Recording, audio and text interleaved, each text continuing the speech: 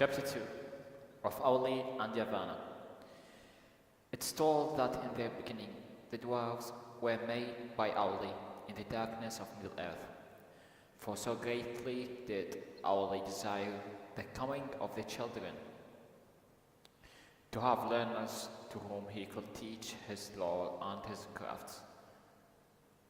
So Aulë wants in his desire to make children of his own, that he wants them to be taught with his lore and his crafts, that he was unwilling to await the fulfillment of the designs of Ilúvatar, which means the completion of the children of Ilúvatar, men and elves, and only made the dwarves, even as they still are, because the forms of children who were to come were unclear to his mind, and because the bow of Melkor wasn't yet over the earth, and he wished therefore that they should be strong and unyielding. Unyielding means bold, and not easily surrender to Melkor willing, but fearing that the other brother might blame his work, and wrought in secret. So he made the dwarves in secret. And he made first the 7 fathers of the dwarves in a hall under the mountains in Middle-earth. Now Ilúvatar knew what was done, and in the very hour the Aulë work was complete, and he was blessed and began to instruct the dwarves in the speech that he had devised for them. Ilúvatar spoke to him, and Aulë heard his voice, and was silent. And the voice of Ilúvatar said to him, "Why hast thou done this?" Which means, why hast you done this? Why dost thou attempt a thing which thou knowest is beyond the power and thy authority? Which means, why you are attempt to do thing that your knowledge is beyond your power. For thou hast for me as a gift thy own bring only, which means did I give you a gift for you only, and no more, and therefore the creatures of thy hand, which means your hand, and mine, can live only by that being, moving when thou thinkst to move them, and if they thought be elsewhere standing until, is that thy desire? So Ilúvatar blaming Aulë, did you want your creatures moving by your own? It means the dwarves moving by your own, and if they are willing to be something else, they can't do anything, or they just stand still? Then Aulë answered, I do not desire such a lordship. I desire things over than I am, to love, to teach them, so that they too might perceive the beauty of Ea, which thou hast caused to be. For it seems to me that there is a great room in order for many things that might rejoice in it. Yet it's for the most part empty still, undone, and in my impatience I have fallen into folly. Folly means foolishness, so I fall into foolishness, because I was thinking that Aulë has an empty place, and I want them, and I made my creatures to be as a rejoice and delight by Aulë also, and I was impatient. Yet the making of things is in my heart for my own making by thee. It means that things you made for me is the same thing is your own creation. So it's your own creation made another creation, as the same as thoughts as you, speaking to Ilúvatar. And the child of a little understanding that makes a play of the deeds of his father may do so without thoughts of mockery. Which means that even if I made a child, even those children want to play things on the deeds or want to walk on the works of their father, they will not intend to do things as a mockery or something, or jealous or tensions, but because he is the son of his father. But what shall I do now, so that thou be not angry with me forever? As a child to his father, I offer to these things the work of the hands, which thou hast made. Do with them what thou wilt. But should I not rather destroy the work of my presumption? Then Aulë took up a great hammer to smite the dwarves. Smite means hit or strike the dwarves. And he wept, which means he cried. But Ilúvatar had compassion upon Aulë and his desire, because of the humility. Humility means the humble force, or which means the lowest of someone's own being. And the dwarves shrank from the hammer and were afraid. And they bowed down their head and begged for mercy. And the voice of Ilúvatar said to Aulë, the offer I accepted, even as it was made. Dost thou not see that these things have now a life of their own? So it means that the dwarves that you made will not have a life now. They should be during the presence of my children, men and dwarves and elves, and speak with their own voices. Else they will not have flinched from thy blow. The Ilúvatar just say to Aulë, dost thou not see that things have now a life of their own? Don't you see, like, these things have life of their own, like doing with their own voluntary, and speak with their own voices, like your creation becomes real creation that do things by their own.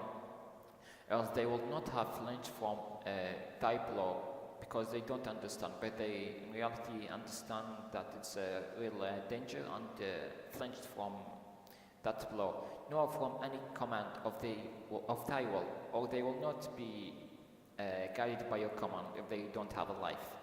Then Aulë cast down his hammer and was glad, and he gave thanks to Ilúvatar, saying, may Ero bless my work and amend it. Amend it means modify or improve it.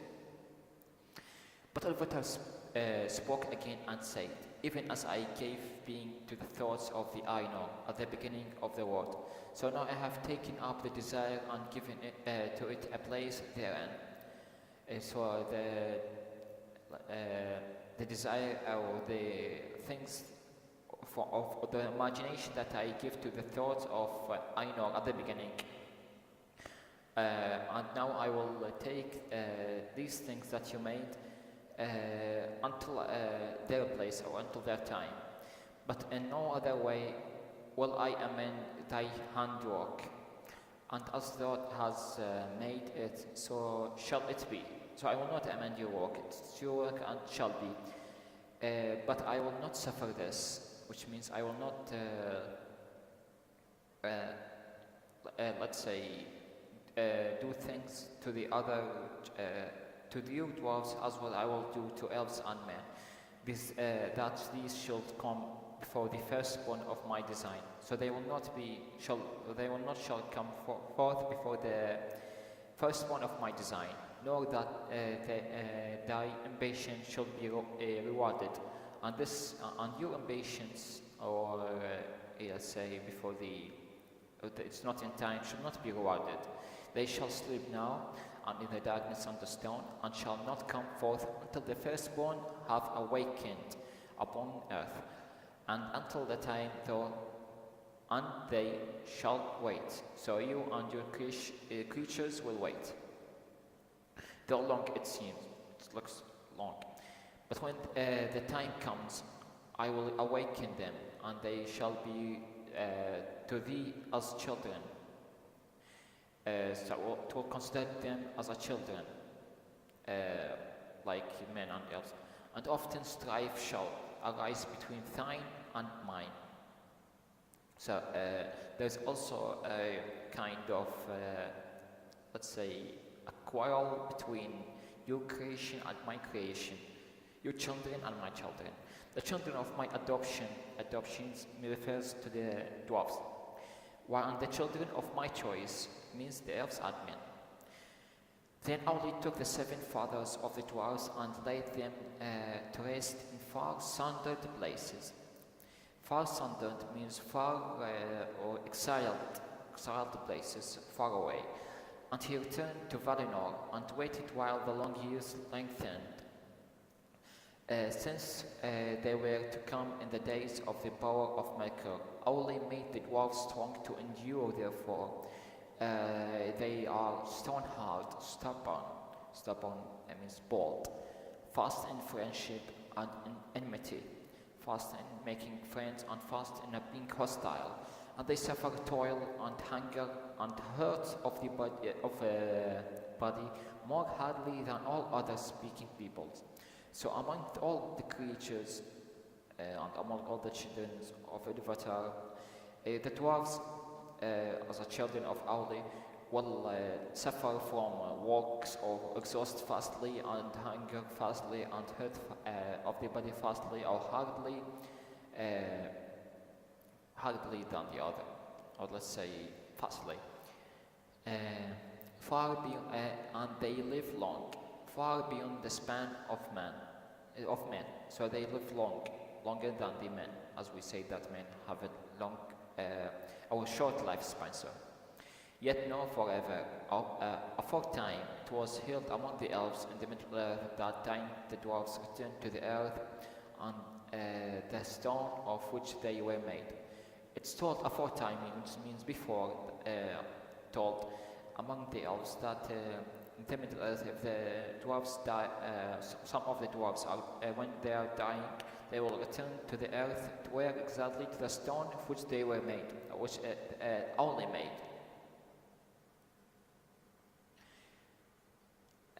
Yet that's not their own belief. They say that Aulë the Maker, whom they call Mahal, cares for them and gathers them to mandos in halls set apart, and that he declared to their fathers of all that Iluvatar will hallow them and give them a place among the children in the end. Then their parts shall be to serve Aulë and to aid him in the remaking of Ardai after the last battle. They say also that the 7 fathers of the dwarves return to live again in their own kin, means their own default place, and to bear once more their ancient names, of whom Durin was the most renowned in after ages. One of the fathers named Durin was the most renowned or most lord among in their age. Father of the kindred. Father of the kindred means father of the force of the dwarves, mostly friendly to the elves, whose mansions were at Khazad-dûm. Now when Aulë labored in the making of the dwarves, he kept this work hidden from the other Valar. But at last he opened his mind to Yavanna and told her of all that had come to pass. Then Yavanna said to him, "Ero is merciful. Now I see that my heart rejoiced, as I indeed it may, for thou hast received not only forgiveness but bounty. Yet because thou hidest this thought from me until its achievement, thy children will have a little love for the things of my love. They will love first the things made by their own hands, as doth their father." As doth means as like their father, which means Aulë. They will delve in the earth, and the things that grow and live upon the earth they will not heed, so they will not pay attention to things that above the earth, but mostly under the earth. Many a tree shall fell the bite of their iron without pity.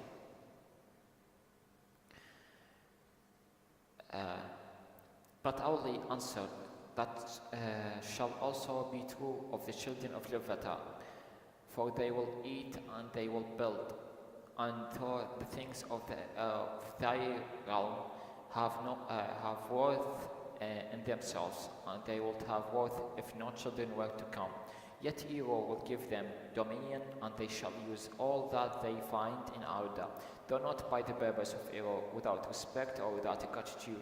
So Ero will not, let's say, have mercy on them, or else give them, or be graceful of the dwarves if they weren't respecting or without gratitude Ero or Avatar. Not unless Melkor darkened their hearts, said Yavanna. So Yavanna said, not unless Melkor darkened their hearts, or they turned into Valinor.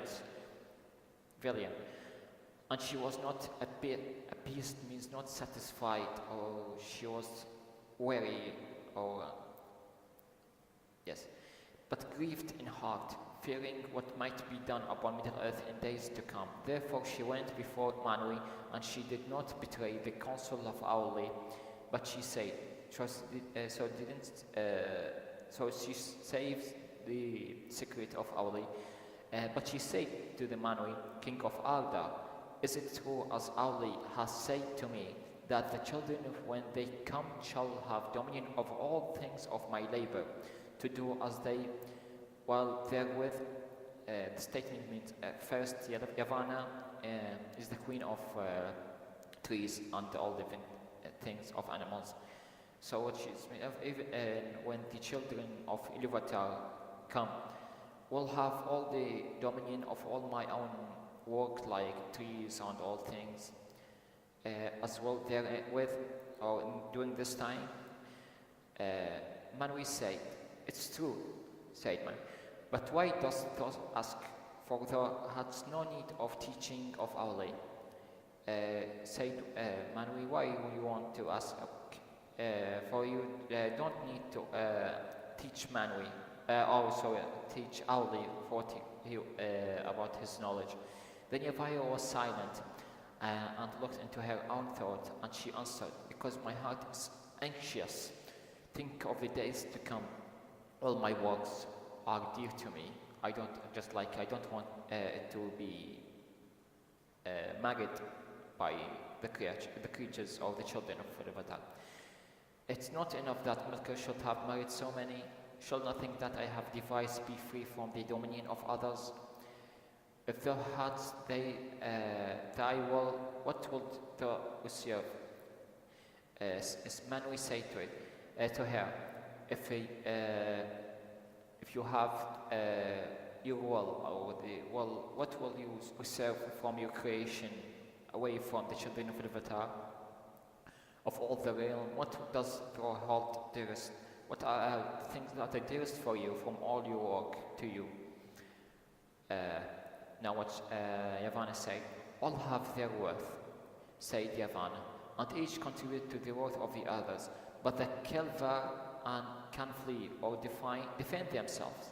j.r.r means the animal, or all the things that doesn't have, or things that don't have roots or being held in the earth or fixed on the ground. So the j.r.r, like animals, can flee from them, from the children, or defend themselves, whereas the Aulë, that crow cannot. The Aulë, which means the trees or the plants, can't flee from children of Ilúvatar. And among these I hold trees dear, and I prefer the trees, which means to prefer the Aulë over the j.r.r. Long in the growing, swift shall they be in the felling, and unless they bear toil with the fruit upon bow little mound in their passing, which means unless they have to bear toil with the fruits upon both as of the part of the tree that held the fruit, that has a little mound, or they give